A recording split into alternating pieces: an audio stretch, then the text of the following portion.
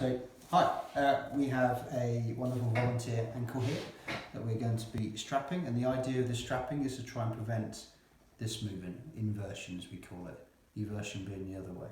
So this is kind of strapping we typically use when someone's rolled their ankle, and in this case it's swollen, there's bruising all around on here. As part of the recovery process, we like to encourage movement, but sometimes during like a match, for example, like we have tomorrow, it's lacrosse, isn't it?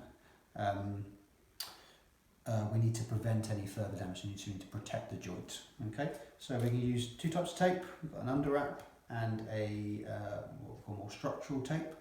And the idea of the under wrap is just to stop the structural tape from essentially ripping the skin to pieces. Okay, the taping itself will last 4 to 5 days, even in the shower, in the bath. Obviously, with the more water, the more stretchy, the less sticky, so it gradually starts losing its integrity. So let's have a look, see here.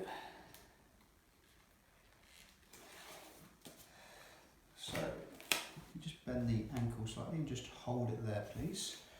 So we go from the inside back to the outside. The under wrap doesn't really matter with the direction that we put it on, but the other tape will.